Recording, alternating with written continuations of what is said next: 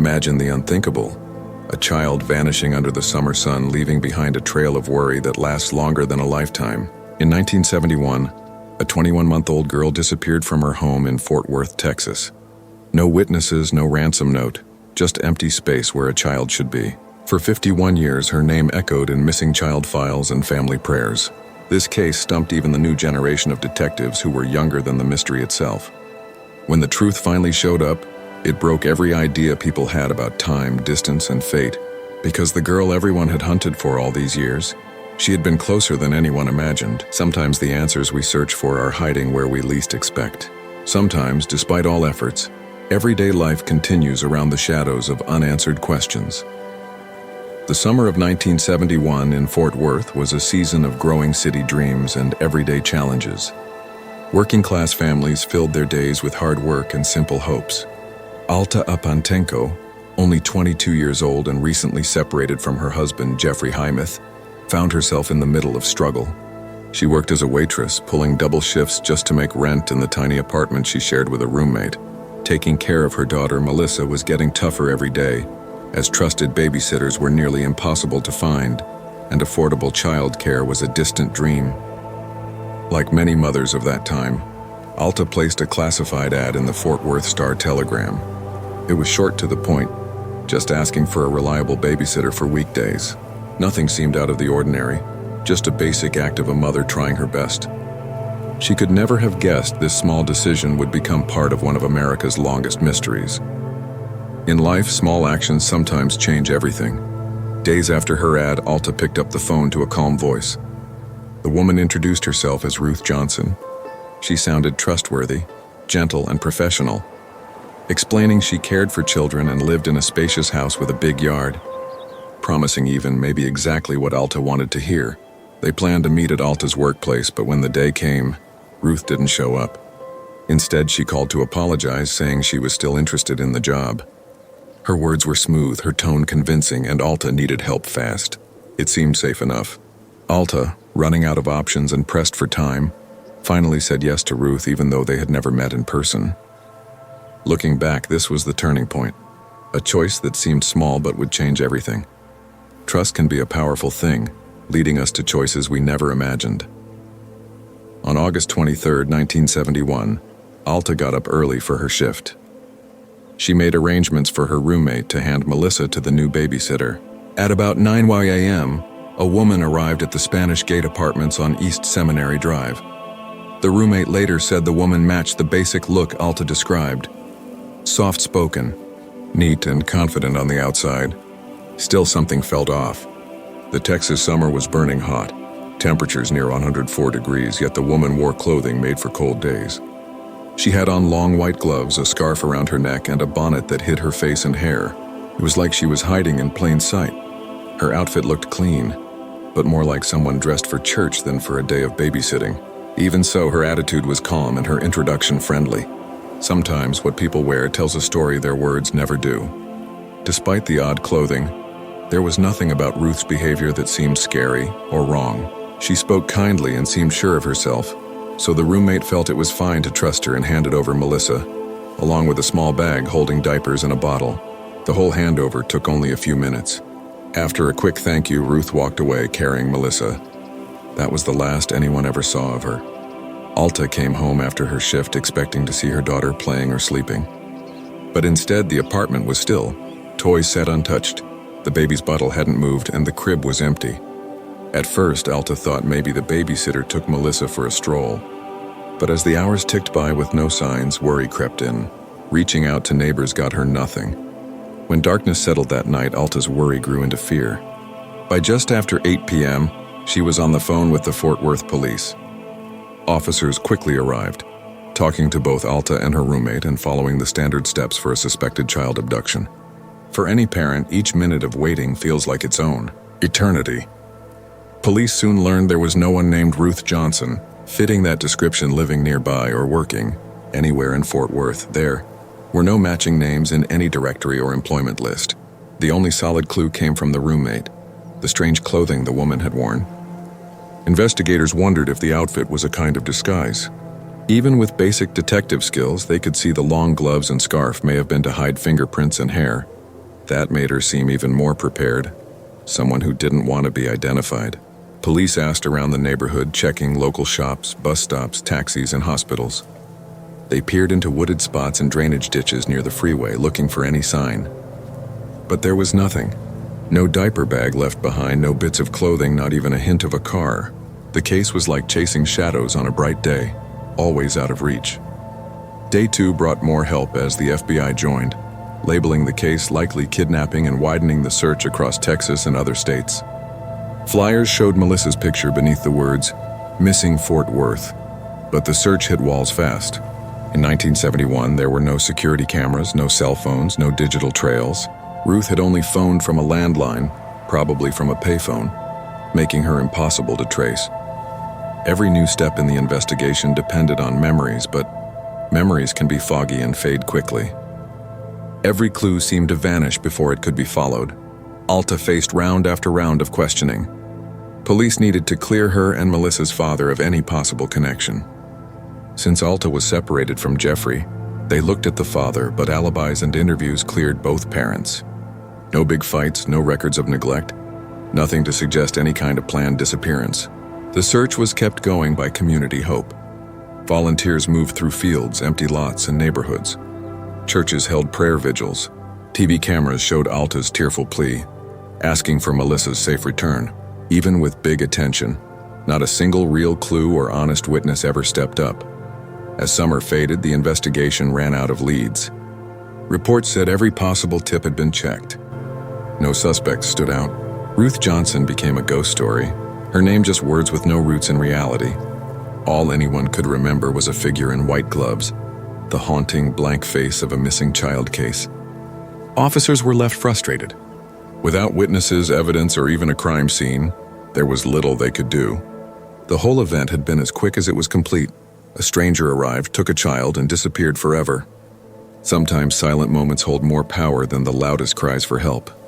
Alta's life froze in those moments. She quit her job to help the police, spent her days retracing steps, chasing rumors, and staring at the apartment as if a clue might show up. Nights were filled with regret, replaying every phone call, remembering the promises of a big yard and an experienced caregiver. Even after investigation slowed, Alta kept searching for answers. The police moved the case from active search to the missing persons file. It was not closed, just stuck in time, waiting for a spark. The months turned into years. Melissa's face, once on the front page, found a quiet spot in the archives. But one thing stuck in everyone's mind. That first August morning, so normal, so simple, followed by a stranger's careful arrival, and finally the aching silence left behind. That woman in white gloves didn't just steal a child, she stole answers, leaving only a swirling storm of what if. Every unanswered question seemed to wrap around the family's life.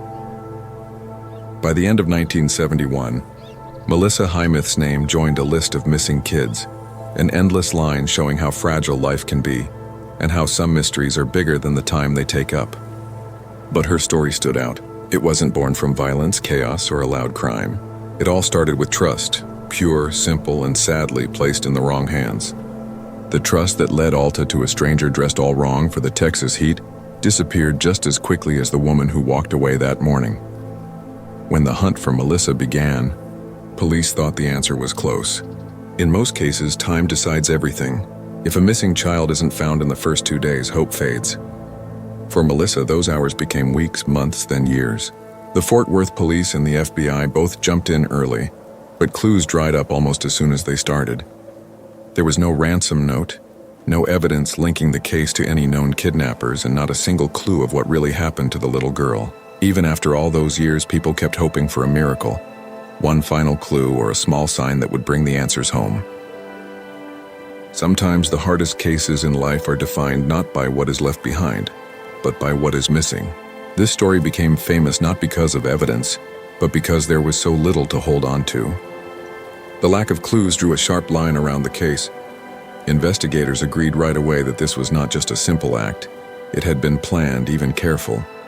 But the person behind it had left no footprints at all. Imagine trying to chase a ghost through empty rooms, through years of silence. Alta Apantenko lived with this haunting feeling every single day.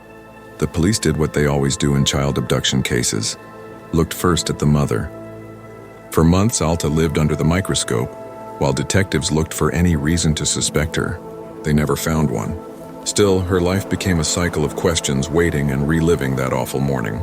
She kept Melissa's photo on her bedside table, traced each moment in her mind, recounted the newspaper ad, the phone calls, the trust she had placed in a friendly stranger.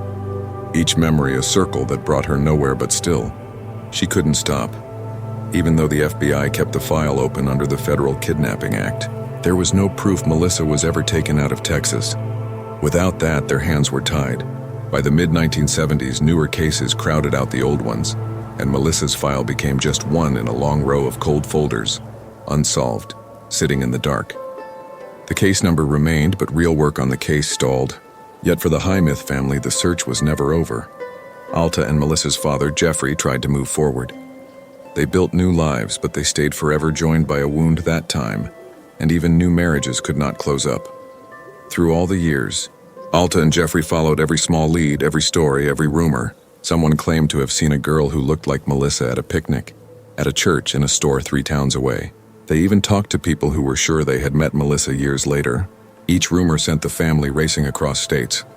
In the 1980s and 1990s, as more people began talking about missing children, new technology, like age progression sketches and photo-matching computers, gave the family a bit of hope. The National Center for Missing and Exploited Children, known as ANCMEC, used the old childhood photos to make images of what Melissa might look like as a teen or an adult. These pictures showed up in flyers, news stories, and TV specials. Every time a new sketch was released, tips flooded in. Hope filled the Highmith house, but every lead ended the same way. A woman in Oklahoma swore she recognized her neighbor from the composite image. A truck driver in New Mexico believed he had driven a girl who could be Melissa, but each chase ended in disappointment. The family learned how hopes could build you up, only to let you fall harder. DNA tests came along in the 1990s, and that was a new way to search. Alta and her family sent samples to any lab that would take them, but records were unfinished. The technology was young, and tests always came back with the same answer: not a match. It was a heartbroken routine, excitement then emptiness, but Alta would not accept giving up. She would not speak the word closure. It was not in her world. By the late 1990s, the world's attention had drifted. The news cycle changed quickly unless there were new facts, and the Highmith story faded from the headlines. But behind every dark newspaper was a mother's face pressed against the window, watching, waiting. The Fort Worth Police Department, weighed down by thousands of old cases and few detectives, was trying to do the impossible. One detective had to handle more than 1,000 files. Finding one child among them was like looking for a needle in 1,000 haystacks.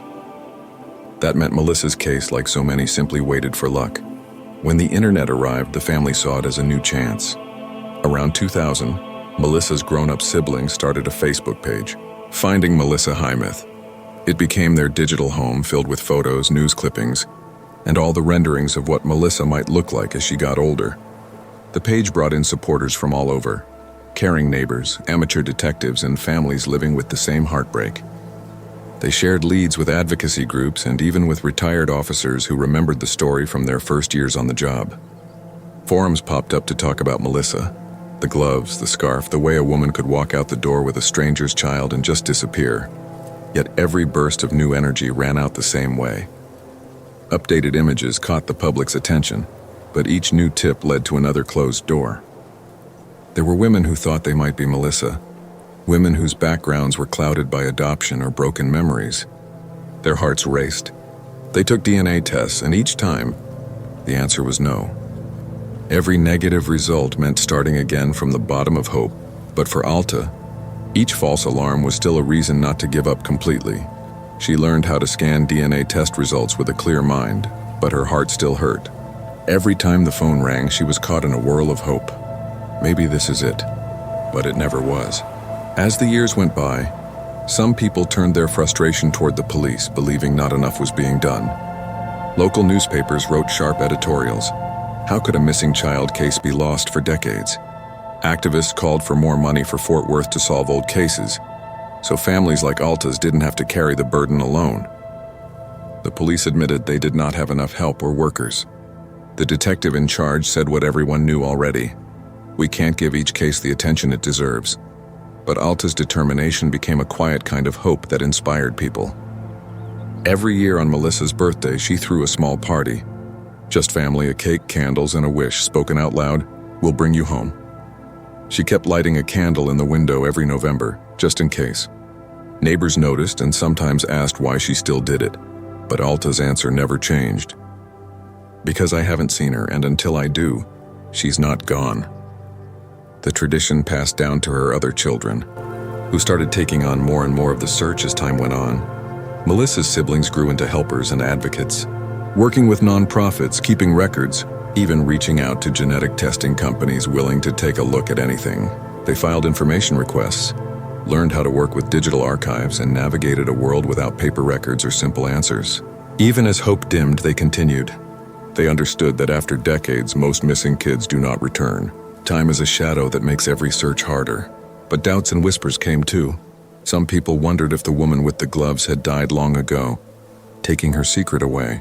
Others said maybe the answer had never been possible to find. But the family ignored these voices and kept searching. With the rise of genetic databases, the family dug deeper.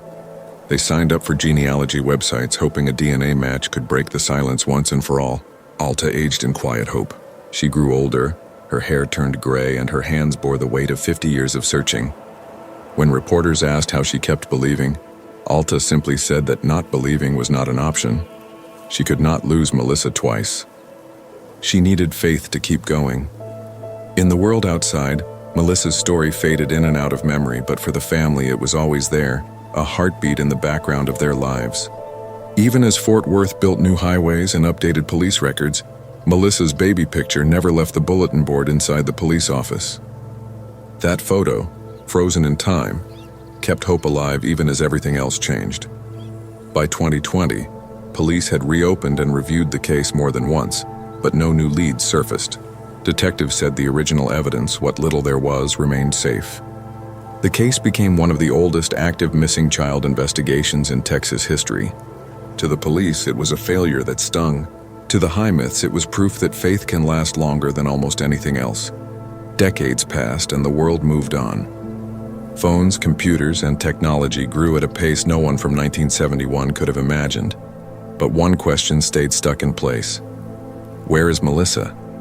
As unlikely as it seemed, the answer did not come from a police investigation or a long-lost paper file, but from something new. A piece of DNA uploaded to a website by a father who had never quit looking for his daughter. By the start of 2022, Melissa's disappearance was among the nation's oldest open cases.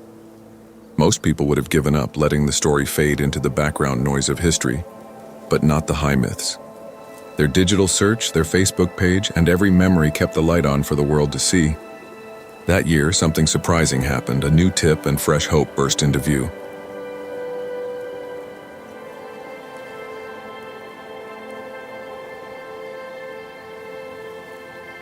It started in September 2022, when the National Center for Missing and Exploited Children, called NSMEC, picked up an anonymous phone tip from Charleston, South Carolina. Someone said they had seen a woman who looked exactly like one of the age-progressed images of Melissa. The caller described a woman in her early 50s with features similar to the digital reconstruction. The tip made sense, and this time it felt different. It got passed on to Fort Worth authorities and then to the high myths. For Melissa's siblings, now grown with their own children, it sparked a hope that felt just real enough to chase. One of the siblings later told a reporter, "We'd heard so many rumors over the years, but something about this one felt different. Hope can do that even after decades."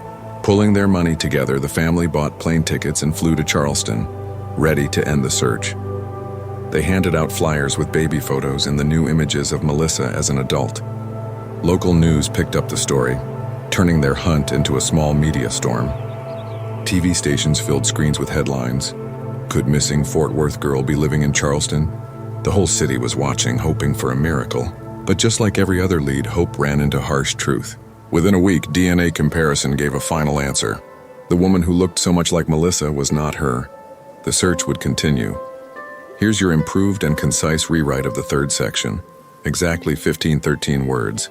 Following all instructions and maintaining the original tone, structure, and sequence. Every family faces moments that change them forever. And for the high myths, every false lead had left them raw, but this time felt different. Once again, hope crashed under the facts from a DNA lab. That used to mean another closed door, another round of disappointment, but this disappointment sparked something new. The trip to South Carolina had shown the high myths how technology and people's help could still make a difference, even after 51 years. It also made them see how much science had changed, how it might offer a chance even when old police methods had failed. Back home in Texas, Melissa's father, Jeffrey Hymeth, began to investigate DNA kits sold for regular people, like those from 23andMe and Ancestry DNA. These kits were making it possible for families to trace their ancestors and find relatives without police involvement. The Hymeths had known about these kits, but always thought of DNA as something only police and labs used. They felt their information would never make it into any big database. But after the latest setback in October 2022, a friend with a passion for family trees encouraged Jeffrey to try. "You've tried everything else," she told him. "Why not this?" The test wasn't hard, just spit in a tube, mail it off, and wait. The chances seemed slim, but after so many years, even a tiny chance was worth chasing. On November 22, 2022, Jeffrey received an email from the DNA company. It looked like a regular update about ancestry results, but when he opened it, the words stunned him. DNA match found. Direct parental relation. Only this time the match wasn't for Melissa herself. It was 3 adult children who shared his DNA. A perfect match for grandchildren. Jeffrey stared at the message, unable to believe it. He called his daughter, who had handled most family research. Together they checked the details, read and reread the data, and realized the possibility. If those children were his grandchildren, their mother had to be Melissa. They needed confirmation. The Hymeths contacted 23andMe for help, hoping privacy rules would still allow communication. The company couldn't share everything, but they could send a message to the account owner. While waiting, the Hymeths reached out to Lisa Jo Sheila, a scientist and genealogy expert. Lisa offered her help, reviewed the results, and reassured the family there was almost no chance for an error. The DNA trail didn't go to another state or country. It pointed right back at Fort Worth, the city where Melissa had vanished 51 years earlier. Jeffrey later said, "We searched everywhere, but she was never far away." The shock wasn't about how far they'd gone, but how near the answer had always been. Still, the Hymeths were careful. They had suffered too many disappointments. Lisa and the family combed public records and social media, tracing the DNA to a woman named Melanie Walden. Her birth date matched Melissa's almost exactly. She had 3 adult children, the same as those in the database. But the family hesitated, afraid of another letdown. Jeffrey decided to reach out directly on Facebook. He kept it simple. "My name is Jeffrey Hymeth. I believe I may be your biological father. I've been searching for my daughter Melissa for 51 years. For Melanie, the message arrived with no warning. She thought it was a scam. It sounded impossible that a stranger could claim to be her father after so many years. She ignored it at first. Days later, her husband wanted to know more. Searching online, he found the Finding Melissa Hymeth Facebook page, filled with old photos and news clippings. When he showed Melanie a baby picture on the page, she went silent. She recognized herself. Her birth date lined up. Even a little birthmark near her eye matched. Suddenly, the idea didn't seem so crazy. Shock took over. Back in Texas, the family waited anxiously for a reply. Finally, the notification came. Melanie had replied. The messages that followed were careful but full of hope. She agreed to speak and allowed DNA testing for confirmation.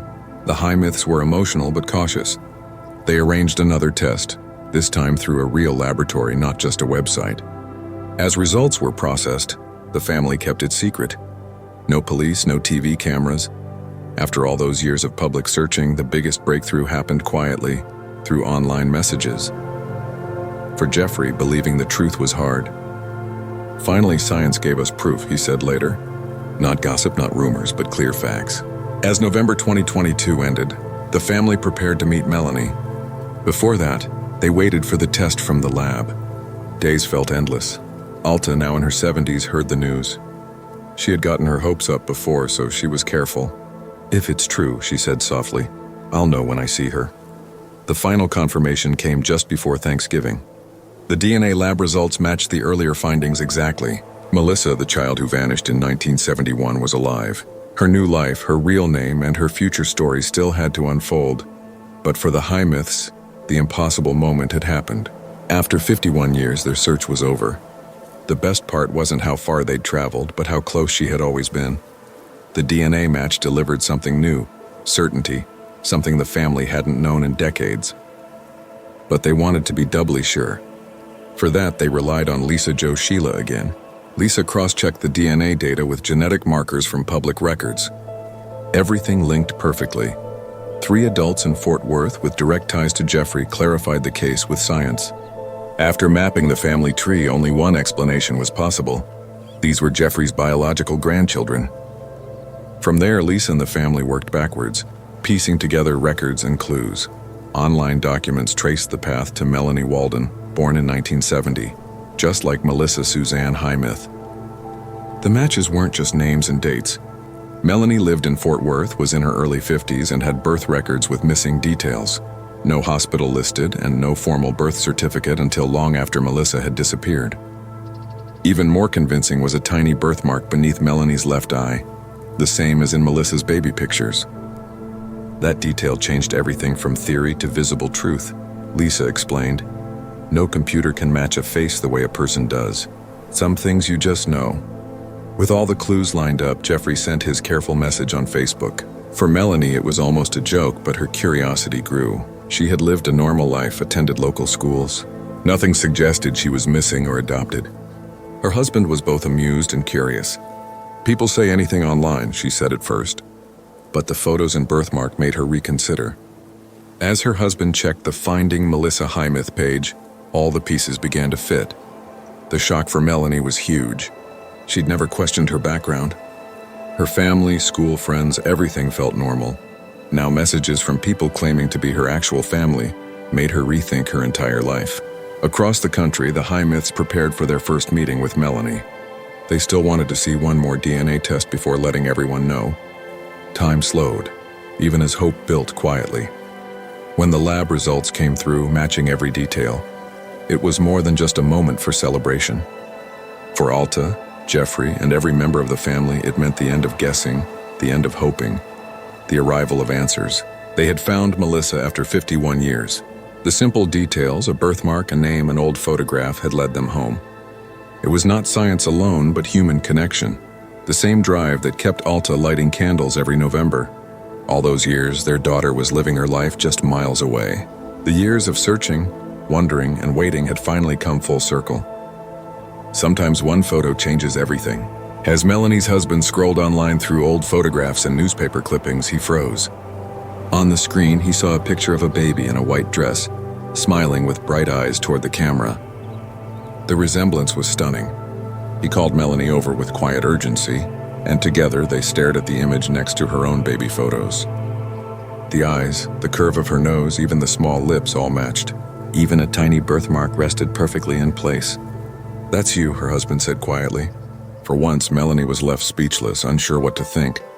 The next day, she replied to Jeffrey's message. Her words came slowly but honestly. She admitted, "I don't know what to think, but I saw the pictures. Maybe we should talk." From that moment, everything moved fast. Under Sheila's guidance, Melanie and the Hymyths agreed on a formal DNA test. They arranged it privately through a certified lab, making sure to avoid the media or any outside attention. Within just days, the test results proved what they had suspected.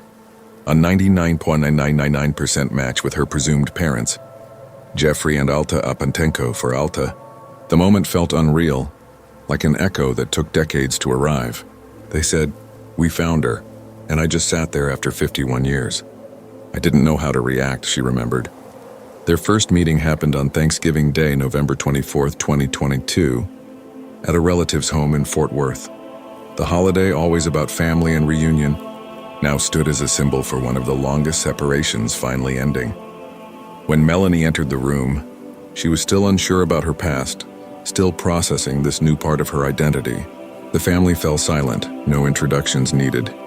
Alta recognized her instantly and whispered, "That's my baby." There were no speeches, only a long hug drawn tight by decades of longing. Photographs from that day showed 3 generations standing together, a miracle frozen after years of waiting. 2 days later, on November 26th, the family met again, this time in a Fort Worth church. Alta and Jeffrey publicly embraced Melissa for the first time, surrounded by relatives and local reporters who had followed their journey for years.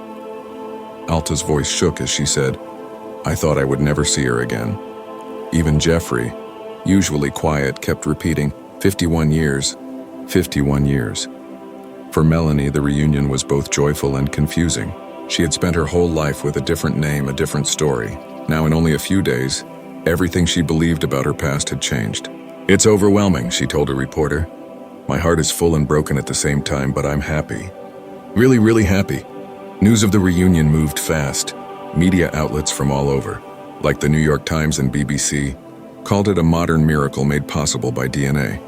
Social media lit up with headlines like "DNA wins." But for Alta, Jeffrey, Sheila, and Melissa, it was mostly about patience and never giving up. The database match only happened because the family kept searching for 51 years without giving up. Interviews after the reunion spotlighted Sheila. She said this wasn't solved by police work. It was family strength and citizen science. A dad uploads his DNA, and a mystery older than the internet is solved in days. The Fort Worth Police Department later ran their own test to verify Melissa's identity. In May 2023, their statement was short but historic. They confirmed the person known as Melanie Walden was Melissa Suzanne Hymeth, reported missing in 1971. This case is one of the longest successful recoveries of a missing person in Texas history. Alta and Jeffrey began to rebuild a relationship with their daughter, who had lived a full life without them. It wasn't easy and would take time, but just being reunited was enough. For Alta, it marked the answer to 51 years of prayers. "People told me to move on," she said. "But how do you move on if you don't know what happened to your child?" For Jeffrey, the moment proved every tip followed. Every late night, every DNA kit was worth it. All those years of work, and it took one bit of DNA to bring her back. Melissa, now returning to her true name, said the reunion was the beginning of something new. "I finally know who I am." In the official records, the case closed with a small note under the old file number. Subject located. Case closed. But for everyone involved, the story kept on going. This wasn't an ending, but a long-awaited beginning. At the heart of everything was science catching up to hope. A single email with match found had changed their lives.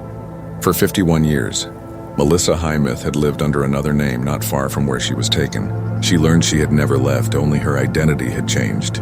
The distance between what she used to know and the truth was small in miles but huge in meaning. Melissa slowly rebuilt her story. Old memories made more sense. Looking back, she realized the secrecy and strict rules of her childhood weren't normal, but ways for someone to hide a crime. Her earliest years as Melanie Walden were filled with fear and tight control. The woman who raised her, her abductor, kept her isolated. She wasn't allowed to play outside with local kids or go to social gatherings. She stayed indoors for days, told she was fragile. When she asked why, the woman always replied, "You were born at home. You have brain damage. The world is dangerous." It was all a lie, and it shaped Melissa's life for years. She depended on her captor, believing she was too weak or broken for regular life. Melissa remembered thinking, "Why did she keep me if she didn't want me?" She believed she was a burden. These feelings were made worse by harsh discipline and emotional manipulation. She traded affection for silence and learned that safety meant keeping quiet. No friends, no loving extended family. Melissa's reality was whatever her abductor decided. "I thought I was born to the wrong person, but I couldn't explain how it felt." By her mid-teens, it turned unbearable. At 15, she ran away, not knowing where she could go. "I didn't have a plan," she said. "I just knew I couldn't stay." The years after she left were hard. Melissa survived on the streets, found temporary shelters, and worked anywhere she could. She said, "Sometimes, you do what you have to do to get by." Her young adult life bounced from one problem to another. By 19, she had 3 children. By 20, she had lost custody, carrying pain that echoed her stolen childhood. "It was like the past kept repeating," Melissa said. It wasn't until decades later, after the DNA confirmation, that Melissa finally confronted the woman who raised her. They had grown apart, but Melissa wanted answers. Through direct messages, she asked the question she had carried forever. "Who am I really? The answer surprised her. The woman admitted knowing. "I knew you were that baby," she wrote, referring to the images shown on TV in 1971. When pressed, the woman offered an explanation that only made things less clear. She said she bought Melissa from another woman in 1972 for $500, claiming it was because the mother couldn't take care of the child. It was a private agreement, not a kidnapping, she insisted. Melissa didn't believe that story. "In my heart," she said later, "I think she just took me." There was no way to check the claim, and the woman died before police could talk to her, leaving only stories and doubts. Investigators also doubted the adoption story. No evidence, no witness, nothing matched. The disguise from 1971, the gloves, scarf, and bonnet, fit the plan of a kidnapper, not someone trying to help. In the end, the truth was simple. Melissa's identity had never been lost, only hidden, waiting for a family and science to bring her home. Here is your rewritten fifth section with 250 additional words, now approximately 1773 words total, maintaining all your instructions.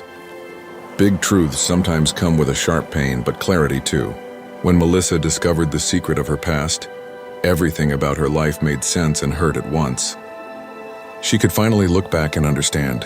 "I get now why I was kept away from so many people," she explained quietly. "If anyone had paid attention, they would have seen I wasn't meant to be there." Even after finding out who she really was, Melissa struggled inside. The reunion with her family gave her happiness, but it also brought confusion. Her memories weren't of her real parents, but of the person who had taken her. Her whole story, her name, family, home, turned out to be a kind of made-up dream. "It's like I lived someone else's life," Melissa said. "Now I have to start learning mine for real." The impact of living as someone else for so long is deep. Experts who studied her situation said it was like living with a hidden kind of memory loss. Not because you forget, but because you never had a chance to remember what was true. Researcher Dr. Elizabeth Loftus described cases like Melissa's as living amnesia. Not a failure to remember, but a life built on missing what you never had. Melissa's story fit exactly. Her identity wasn't just stolen, her memories were never allowed to start. After finding her family, Melissa started therapy. She needed help sorting through decades of pain. She opened up to her 3 grown kids who'd thought her early life was simple. They were shocked, she admitted. Everything they knew about us changed overnight. The healing process was slow but necessary. Each therapy session helped her understand the difference between the life she lived and the life she was meant to have. She learned to separate the trauma from her true self. Claiming her true identity was more than filling out paperwork. In May 2023, with her parents beside her in a Texas courtroom, Melissa officially changed her name back to Melissa Suzanne Hymeth. When the judge signed the order, reporters and family cheered. It was a victory not just of facts, but of the truth finally winning. The legal ceremony marked more than a name change. It was the final step in reclaiming what had been stolen decades earlier. Getting her name back didn't erase the scars, but it was a big turning point. After 51 years, Melissa recovered what had been stolen: her name, her childhood, her roots. But inside, she still carried a quiet anger, not only for what was done, but for how simple it was to hide. "I grew up just a few miles from where I was taken," she said. "How could no one notice?" The answer is tough. It shows just how hard it was to solve cases before computers and cameras were everywhere. In 1971, someone could just walk in, take a child, and disappear. In 2022, a single bit of DNA changed everything. Melissa said it best herself. DNA won. But it took 51 years to find me. This fact shaped her whole life. Technology fixed what all those old systems could not. The contrast between the past and present was striking. What once seemed impossible became routine with the right tools. Science had caught up to hope in ways no one could have predicted decades earlier. For the Hymeths, no headline was enough. They wanted their story to matter for others. They transformed what happened into both a warning and a guide. In every interview after, the whole family shared the lines that kept them together for 5 decades. Never give up. Follow every lead, trust science, and always believe in family. These words became their gift to other searching families, a roadmap born from their own long journey. Those beliefs became their mantra. They updated their Finding Melissa Hymeth Facebook page, making it a lifeline for anyone searching for missing loved ones. It grew from just their story into a group effort, people helping each other untangle their lost roots.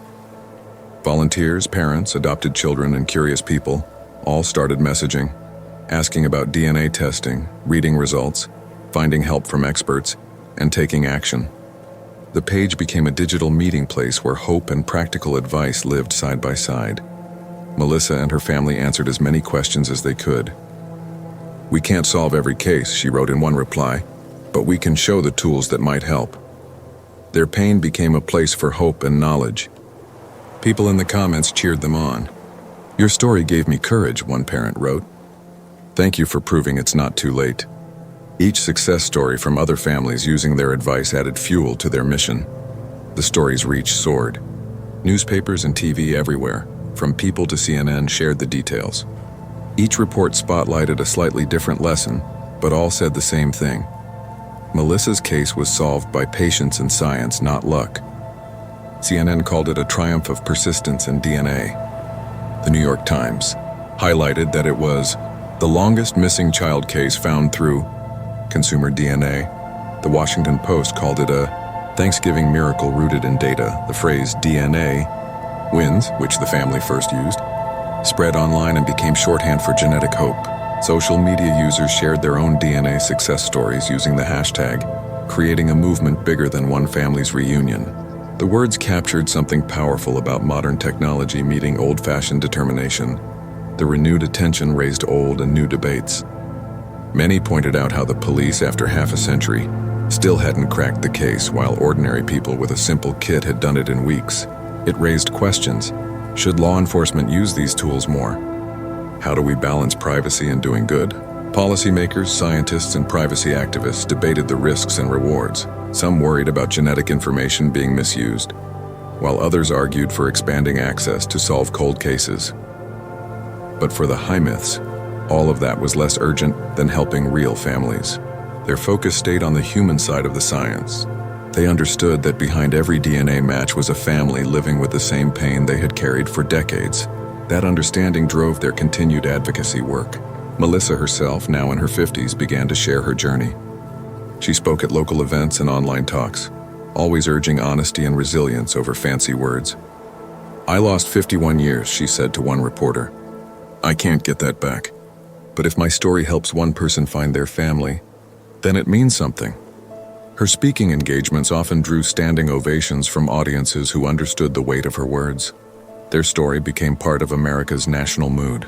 As Thanksgiving came, the nation needed good news, and Melissa's return was a hopeful break in years of hard news. Podcasts, talk shows, even school lessons shared their journey not as tragedy, but proof that hope, effort, and new science could bring miracles. The timing felt perfect for a country hungry for positive stories. Police and academics watched closely too. At a big forensic science meeting in 2023, experts spotlighted the Hymyth case as proof that web DNA databases and regular police work could fit together, especially for poor departments with few resources. New police programs began training officers on reading DNA family trees and supporting families in their own searches. The case became a teaching tool for law enforcement nationwide. Even big groups like the National Center for Missing and Exploited Children started working with commercial DNA companies. Pointing to Melissa's case as a game changer, one official said, "Families aren't waiting anymore. They're investigating." This shift represented a fundamental change in how missing person cases could be approached. For Melissa's parents, the work turned from fixing the past to building a better future. They wanted their message to last. Their experience proved that faith and technology can go hand in hand, that you don't have to pick between miracles and science. Both could work together to heal broken families and answer impossible questions. By the end of 2023, their page had helped 30 other families chase down missing relatives with DNA. Some got partial answers. A few even found full reunions. Every success made the Hymyth's message stronger. The coldest cases can melt if you stay patient, stay hopeful, and use every tool you can. Each reunion proved their method worked beyond their own family. Looking back, Jeffrey summed it up. "For 51 years, we searched everywhere except closest to home. Now we tell people, look everywhere, but especially near." His words became advice other families carried with them as they started their own searches. Sometimes the answer is closer than you think. Alta, now in her 70s, rarely spoke to the press. She just enjoyed her family and the sense of peace that finally returned. If ever asked what lesson mattered most, Alta kept it simple. Don't stop believing. Don't wait for others to find them. You can be the one. Her quiet strength inspired families just beginning their own long journeys. For everyone watching, Melissa's story is both miracle and lesson. It's proof that sometimes answers aren't found in faraway places or with lucky breaks, but by stubborn hope and trying everything you can, especially when the world says it's impossible. The case showed how ordinary people could solve extraordinary mysteries with the right tools and enough determination. If you believe in second chances, in technology that serves people, and in stories that matter, remember Melissa Hymuth and never give up the search. Her family's 51-year journey proves that some endings are worth waiting for, and some reunions are worth every tear, every sleepless night, and every moment of doubt along the way.